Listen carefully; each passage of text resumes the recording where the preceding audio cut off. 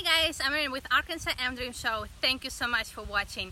Today I am in Pine Bluff, Arkansas with Michael Rogers. How you doing? Hi Michael. I really like your outfit. This is like special.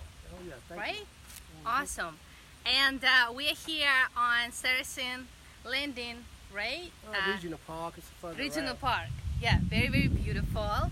And I just wanted to say hello to Johnny because this is how we met. Yeah. Say hello to Johnny. Hi, Joni. Yes, we met through Johnny Alexandra, and I was very, very inspired by your story. And we just want to ask you, tell us about yourself. Well, my name is Michael Rogers. I'm from Pine Bluff. Yes. And I took hiatus from Pine Bluff for about 22 and a half years, courtesy of the federal government. And I came home 2016. Welcome home. And since that time, I've been trying to get my life together as well as trying to be involved in my community as much as I can via the social network until I can get out there actively in the streets, which is what my goal is, to try to build something more positive than what I was building when I left the streets. So Yes. that's what my function is. And I do see how involved you are, and then you bring in awareness to important causes. What are you the most passionate about right now? There's a lot of things going on in Pine Bluff, but if you could say a few things. Well, I guess overall, the youth and the direction they're going in, and Okay, that's good. you know, I think that's what the focus needs to be. Right now, we need to focus more on the next generation. We haven't lost this generation, but this generation seems to be losing itself. So we have to try to, it's like we got children right now and they're all tied to a chain. And as some go over the cliff, they're bringing the rest of them with them. So what we have to do is try to disconnect them from one another in ways whereas if some choose to jump over a cliff, they're going to take all the rest with them. So I'm trying to figure out how to come up with a solution to separate those who want to be saved from those who don't want to be saved until we can find a solution to bring everybody home. Wow. But we can't keep focusing on those who just want to run off. We have to try to find a way to save those who want to be saved first. Yeah. Look at this, you guys. Christmas is coming. That's good. I got to get ready to put up the Christmas tree lights. Yeah, we do have, a lot of nonprofits for the youth in Pine Bluff, so maybe you could collaborate with Johnny, for example. She has a nonprofit for the youth, so that's good. So what do you think about Pine Bluff right now? It's going through some good changes. Pine Bluff got a lot of life in it. We have some dead people, but we got a lot of life. Yes. I just think that we have to stay focused and keep moving in the direction that we're moving in, Yes. and give more credit to the mothers, fathers, the preachers. Yes. People think that preachers are the problem, but a lot of times we don't take into the equation that preachers have flocks. And if each preacher is saving his flock, if each preacher is keeping his flock or her flock away from the streets and drugs and violence, then those are the ones we don't have to worry about. So everybody is playing their role. If each mother, if each father can keep their children in the house, we don't have to worry about them. So everybody got a role to play. Rosters call it each one teach one, each one reach one. So I think that we have to give more credit to those who are doing a good job and support them in ways to help them and stop criticizing and trying to find fault between one another. We have a lot of people on social media that looks to find that which divides us more so than that which unites us. And I think us being united is the key to us uniting our city and moving forward. Yes, be united, you guys. That is a good point. I love that. And I know that Pine Bluff is going through some challenges when it comes to crime. And what is your opinion on how the city is handling the situation? We do have a watchtower now, so whoop, whoop, that's a good thing. I like that. Well, crime is not unique to Pine Bluff. Okay. Crime is everywhere. I mean, this country as a whole is just out of control. And what we're trying to accomplish in Pine Bluff to fight crime is trying to be accomplished all over the country. Okay. That's a good We point. have to look at it though from the perspective that we're not losing as bad as we think we are. We're actually winning when you take into the total equation all the children. We lose 17, and anytime we lose one, that's too many. But we're saving hundreds. We're saving thousands. You're so let's positive. focus I love on the thousands that we're saving. Let's be thankful to God that all of them not died. that. Not all. Yeah. All of them are not going to the wayside. Good. Let's be thankful to God, the preachers, the activists, and everybody who's reaching out and trying to make a difference. Let's be thankful to them, the fathers, whoever. Because as many children as we're saving, we should be grateful, because it could be a lot worse. Now, those children that are dying, I hate it, because I love my young brothers, especially those who I know have followed the path that I took and may end up either in prison or in jail because they are involved in activities that going to lead them that way. There are no other ways around it. If you're involved in criminal activities, it's either jail or hell. There's no other solution, no other way out unless you just quit. And some people have enough strength to quit, and some people don't.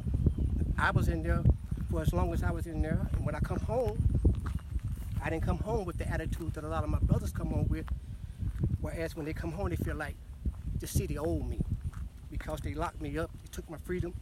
So now, what is your attitude? What attitude do you have, and what attitude should people have that get out of, come home? Well, like I said, a lot of people come home with the attitude that they got to pay them back for how they done them, for being locked up. Now they owe me, so they come home, and our idea of getting even with the government or getting even with those who locked us up is to come home and get involved back into the criminal activities that we were once involved in.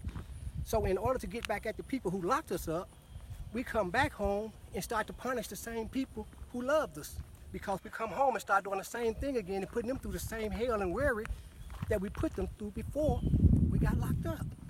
Yeah, so what do we need to do? Just as you say, support one another, unite, and support the leaders and help them versus criticizing them, right? And be grateful for them, you said.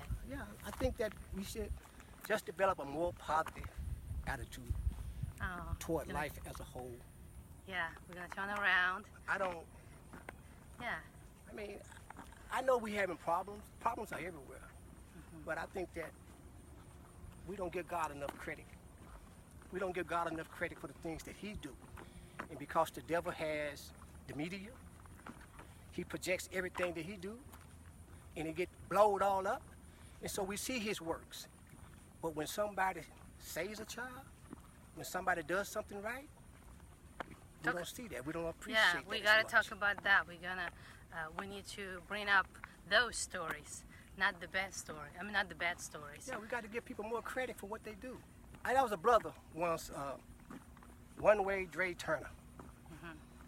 He's a brother on my social media page. I think he had saved someone that had went off the road a couple years ago.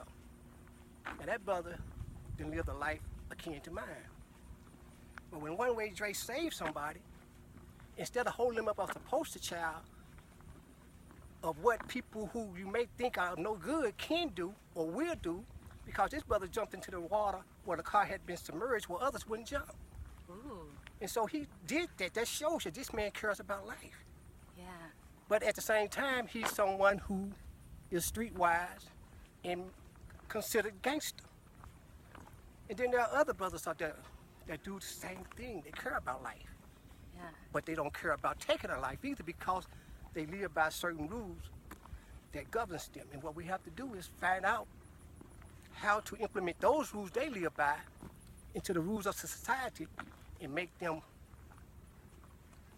compatible to one another. Okay, so this is very deep. I got a little confused. Okay, I just want to show you what Christmas thing. So you're talking about people that make bad decisions, right? But then at the same time, you say they're not that bad because they will save a life. Is that what you're saying?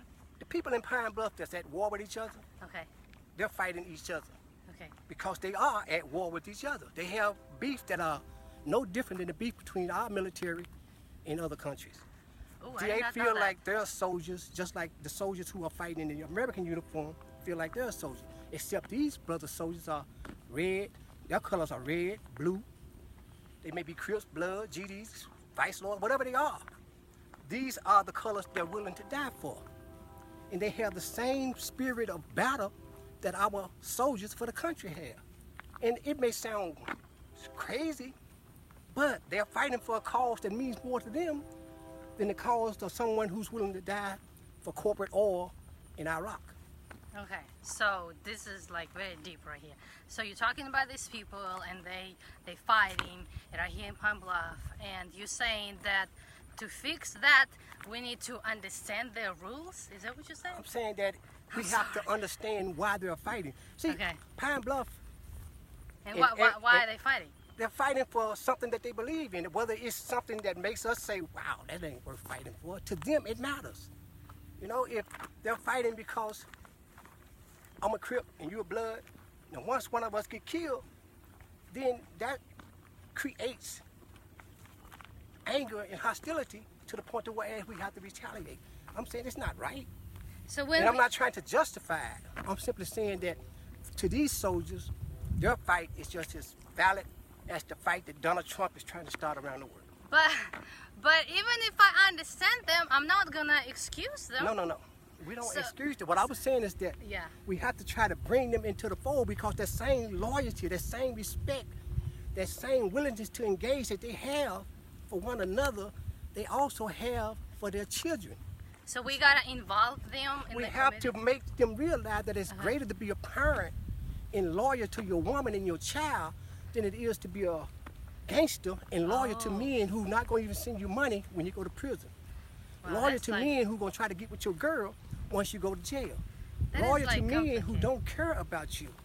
Because while you're here, you're a soldier and you're an asset, so we got numbers and they love you. But when you're gone, they don't send you money when you're in jail. Yeah. Well, this is like complicated. Have you tried to reach out to some of the people that may cause trouble in Pine Bluff? I got an eclectic group of friends. Okay. I reach out to them every day when I post on social media. They don't a lot of time respond. Okay. But I got brothers on my social media page that I involved in some of everything. Yeah. And I know brothers who are involved in some of everything.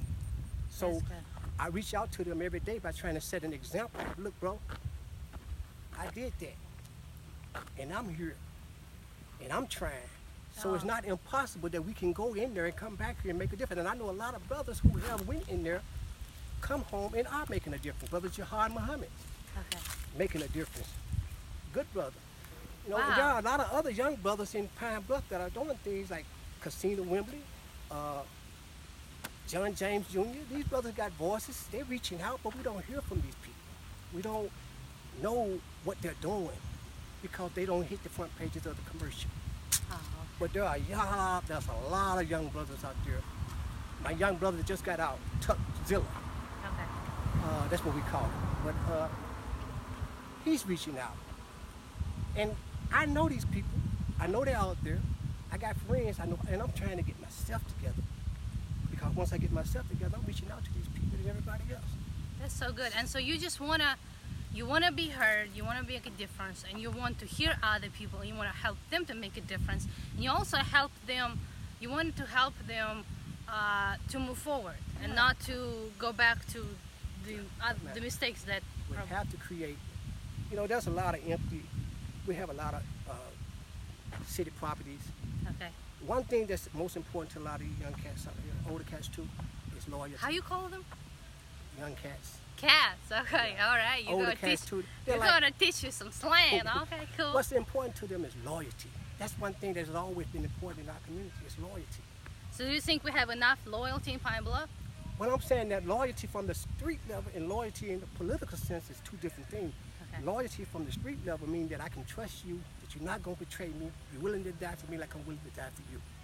But then if you are not going to do anything bad, there will be no reason for me to stand up for you. That's why I say it's a loyalty on the street level and loyalty on the other level. And now they have accepted and embraced a term called real N-words. And so this defines them as someone that is loyal. But just because they say they're loyal, they don't get tested until trouble arrives. When it's time to go to court, when it's time to do something to prove that you're loyal. And then that disloyalty, because of the betrayal of it, it can make a person who trusted you so angry that they can hurt you. But I'm saying that we have to learn how to use that loyalty, which is also applies to these young brothers' children because they love their kids.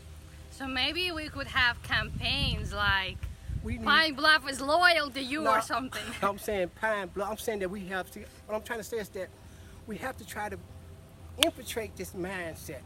Okay. Use that, which are the strengths of these young brothers, for the betterment of them, instead of them using it to the detriment of themselves. Like I'm saying, loyalty. The reason they love, in my opinion, we love dogs, we love children. Because dogs and children are loyal. Children to young brothers, they love their kids.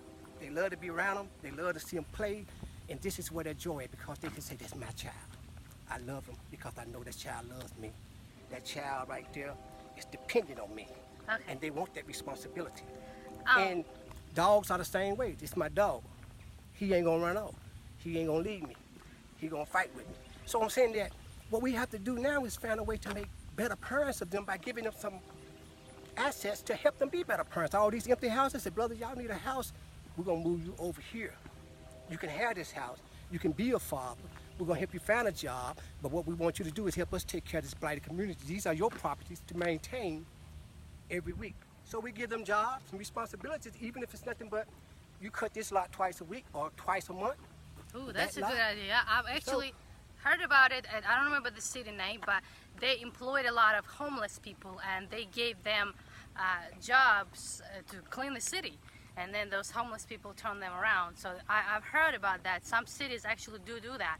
And so that's a good idea. It's possible. It's feasible. People, we can't just, I mean, look, people are always talking about, we're going to go out and we're going to change the communities. We're going to get rid of all the blight. We're going to upgrade the houses, upgrade the people, and the people upgrade the houses themselves. That's so good. I love that point. That is so good. It's so simple that it can easily be overlooked. Yeah. But if you make me feel better about myself, then when I look at my house with trash stored out front, I'll be like, wow, I need to clean this up. Yeah. Because now I feel better about myself. I want to live in better conditions. Wow. Wow. I am so speechless. Like, that's a good point, you guys. So we need to help those people to rehabilitate and help them to understand that no one's against them. Yeah. You know, and we love them, we accept them. And I mean, we can't just embrace everything, because for some of these guys may not can be reached. Some of them are stone cold, heartless individuals, and they live that way. Yeah. But there are a lot of brothers, and I'm telling you, I did time with them, and I know some of these cats personally. They want other than what they're doing. But as you say, we gotta focus on those that will hear, right? There is always hope. Yeah. And I want to ask you, what do you think about the future of Pine Bluff and what direction it's going to? I like what the mayor doing with the Go Forward. I like what Joni Alexander is doing. I like what Vivian Flowers is doing. I like the fact that Ivan Whitfield, who I know to be someone who's about his business, is on the city council now. Mm-hmm. Somebody that people know that they can call. Stephen Mays. These are people that people know by first name. They can call them. Now, if you got to have people that's accessible to you. Mm-hmm. And so these are just some names that I can mention that people can call and say, man, I got a problem over here. Yeah. And then they can call somebody. These connections, we don't have the connections. But Pine Bluff seems to be on a good path. What we have to do in Pine Bluff, another thing, create more heroes. We don't have heroes in Pine Bluff. I'm talking about in the sense to whereas, like I've mentioned, the one Wage Ray Turner. He should have been a poster child, a hero. Someone who did something that made him different in the eyes of the people around him, and then maybe he would have acted different, which not, he's not a bad guy, but I'm saying maybe he would have took more responsibility, you know, to live up to the standards that we could have raised him to. And we have a lot of mothers who have lost children. We have to create our own mothers of the movement. Bring these mothers together, because the mothers can heal the city. If we got mothers from both, I got a mother whose son killed this mother's son, but they're sitting across from each other and having a conversation. They done forgave each other, and they done became friends because they're prayer partners. That makes a difference, because now when we bring the mothers together, we can hopefully bring the children together. Mm-hmm. Wow. Because when mama cry, somebody die. Okay, we're just gonna switch it because the camera on this side. Okay. Wow, that's a good point, so, you guys. Bringing mothers together. We have, what, 5 mothers? The mothers of I can't name them all, but they got Mothers of the Movement, Trayvon Martin, Mother, and a few other mothers. They all get together and they travel all over the country. That's good. We create our own Mothers of the Movement, mothers who have lost children, mothers whose children have taken lives. Because in a sense, they both lost children. We bring these mothers together and we parade them around as voices to the youth. Let them talk about their pains. Let them talk about what their losses are. And maybe the children will listen more to a mother.